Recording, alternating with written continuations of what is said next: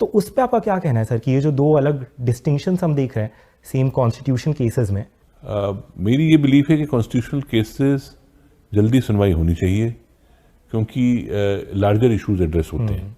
कहीं ना कहीं बात वहीं जाके बात बैठती है कि चीफ जस्टिस केसेस बनाता है, बेंच बनाता है, लिस्टिंग करता है, तो एक हद तक उसके प्रेरोगेटिव में आ जाता है कंप्लीटली कि कौन सा बेंच पहले सुनना चाहिए, कौन सा बेंच बाद में सुनेगा।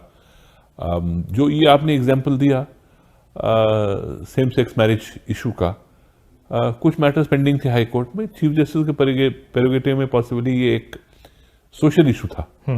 तो अब कोई कहेगा सोशल इशू को किसी और इशू से ज़्यादा महत्व देना चाहिए कि नहीं, उनकी व्यू में इसको महत्व देना था, उन्होंने महत्व दिया, रिजल्ट कुछ और ही निकला हो। चाहे वार्तालाप हुआ चीफ जस्टिस से, वो कहते हैं कि बहुत ज़्यादा केसेस अब कॉन्स्टिट्यूशन बेंच के ऐसे नहीं हैं जो पेंडिंग है, जो सुनवाई की। तो जैसे आपने कहा सर कि ये जो सेम सेक्स मैरिज का जो इशू था, ये शायद चीफ को लगा हो कि ये सोशल इशू है जो इम्पोर्टेंट है, तो आपको लगता है कि इस केस को ज़्यादा बढ़ावा दिया या देना चाहिए था बाकी केसेस के कंपैरिजन में? ये सब्जेक्टिविटी रहेगी चीफ जस्टिस के हाथ में कि अगर वो किसी केस को प्रायोरिटी देना चाहते हैं। सर जो ये जजमेंट आया था इसमें एक थोड़ी नई बात थी कि जो चीफ जस्टिस का जो ओपिनियन था और जस्टिस भट्ट का ओपिनियन था, उसमें उन्होंने ओपनली रिटन जजमेंट में एक दूसरे के ओपिनियंस को क्रिटिसाइज किया था। तो ये केस में आपके डिस्कशंस किस तरह के थे बिहाइंड द सीन्स की? बहुत ज़्यादा डिसएग्रीमेंट्स थे कि आपके कि कैसा होना चाहिए जो फाइनली वो जजमेंट में रिफ्लेक्ट हुआ? इंटरनल डिस्कशंस क्या थे मैं कमेंट नहीं करना पाऊंगा, लेकिन होते हैं डिस्कशंस। उसमें एक केस ऐसा था जिसमें ओपिनियंस वेरी कर गए बड़े, because divergence of view clear था इसमें। जजमेंट जो होती है, मेरा मानना है इसमें कुछ ओवर सेंसिटिविटी की आवश्यकता नहीं है। कंपोजिट जजमेंट इधर से आ जाती, उधर से आ जाती, बजाय कि थोड़ा जो एक्सचेंज हो गया इन द रेटिंग अवॉइडेबल था। पूर्व न्यायाधीश संजय किशन कौल के उत्तर से मैं सहमत नहीं हूं।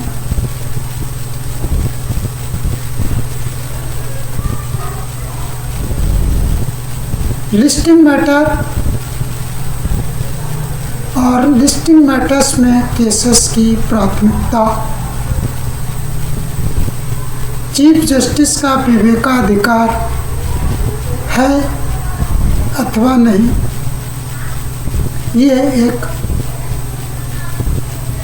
चिंतन मनन का विषय होना चाहिए। इसमें दो तरह की चिंताएं हैं। एक तो क्या ये विषय लिस्टिंग मैटर्स में प्राथमिकता का विषय था, और दूसरा विषय कि सेम सेक्स मैरिज के साथ क्या मैरिज जैसे शब्द का जोड़ा जाना उचित है। हमें विश्व के परिवेश और नारी स्वतंत्रता पर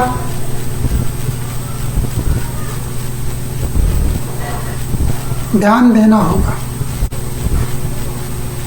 भारतीय सभ्यता संस्कृति में महिलाओं द्वारा संतति प्राप्त करना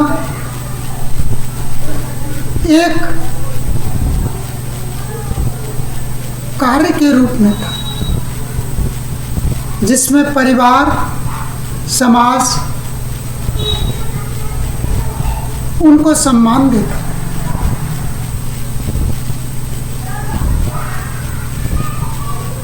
बाबा साहब ने इस विषय में इस असुविधा को ध्यान देते हुए प्रसूति अवकाश आदि की व्यवस्था की, परंतु भौतिकवादी युग और विदेशी संस्कृति में सिर्फ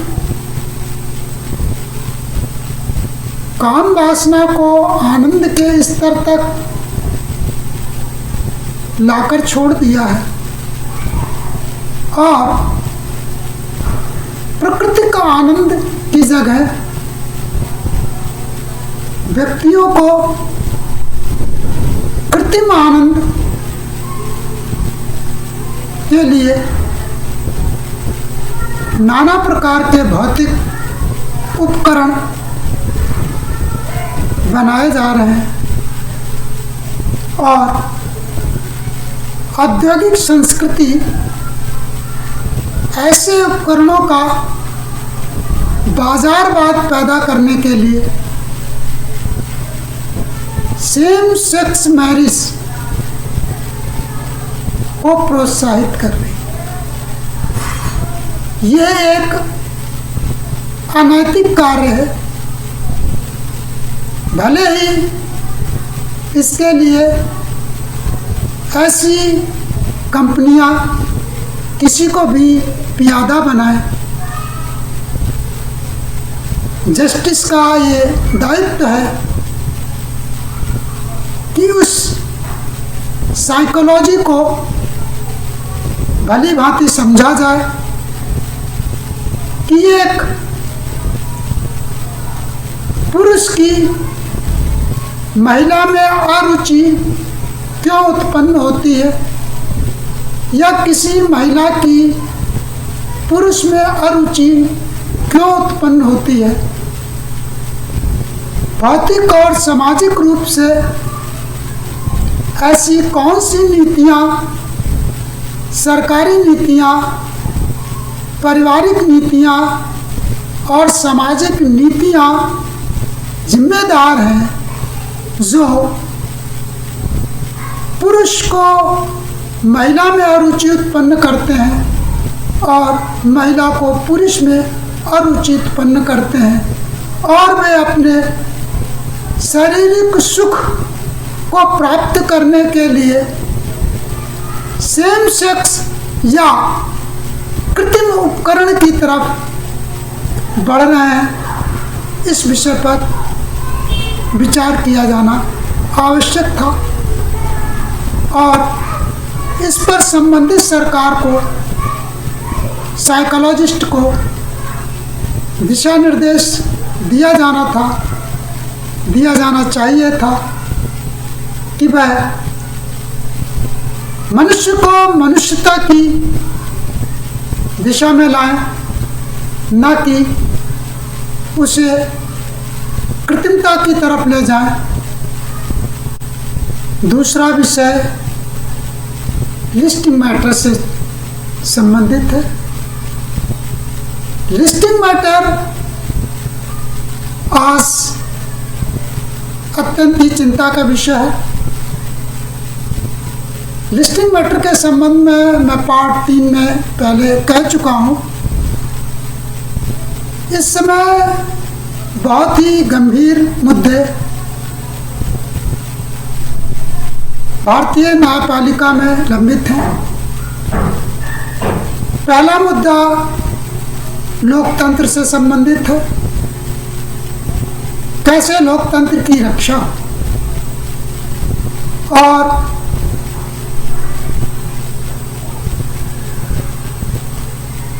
बेसिक स्ट्रक्चर, संविधान के बेसिक स्ट्रक्चर की रक्षा हो। जजेस को चाहिए,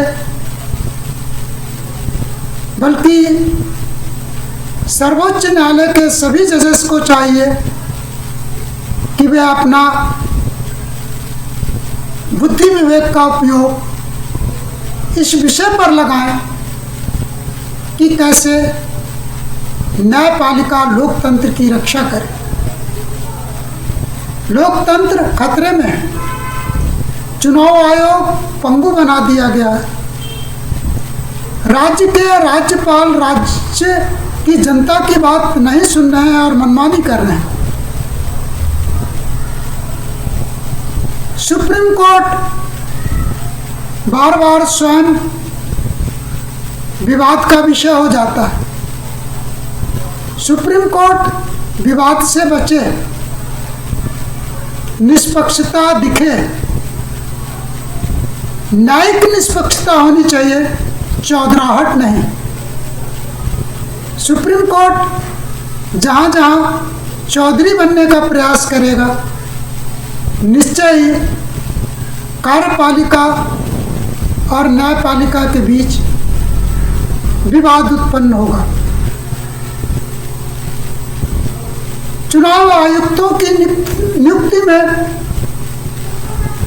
सर्वोच्च न्यायालय ने जिस प्रकार का स्टैंड लिया था, उसने अपने आप को जो चौधरी बनाने का प्रयास किया, उसी का परिणाम ये हुआ कि कार्यपालिका ने उसे दूध में मक्खी की तरह निकालकर फेंक दिया। अब ऐसी दशा में लोकतंत्र की रक्षा कौन करेगा? पूर्व के न्यायाधीश, माननीय सर्वोच्च न्यायालय के पूर्व के न्यायाधीशों ने सर्वोच्च न्यायालय को लगातार पंगु बनाया। आज उसी का परिणाम है कि आज लोकतंत्र खतरे में आ गया। केशवानंद भारती केस में 1973 में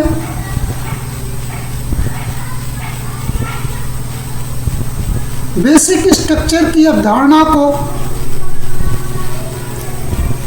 अंगीकृत किया और उसकी व्याख्या 7 साल बाद होती है। निश्चय ही जजेस अपने कार्य को करने में विफल रहे। न्यायपालिका के जजेस की ये सुस्ती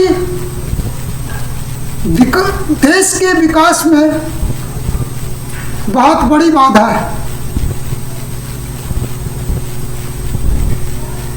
युवाओं का जीवन इस न्यायिक अव्यवस्था ने बर्बाद कर दिया है। जिस देश की भी न्यायपालिका त्वरित कार्य नहीं करती, वह संपूर्ण देश की प्रगति को रोक देती है। तो ऐसी दशा में लिस्टिंग मैटर्स में किस चीज को प्राथमिकता दी जानी चाहिए, ये एक चिंतन मनन का विषय होना चाहिए। इसे संयुक्त रूप से एक नियमावली के तहत लागू किया जाना चाहिए, न कि कुछ क्षण के लिए पदासीन हुए चीफ जस्टिस का विवेकाधिकार बनाकर आम जनता के केसों से खिलवाड़ किया जाना चाहिए। इस गलत परंपरा को ठीक किया जाना आवश्यक है। इसी के साथ मैं अपनी बात समाप्त करता हूँ।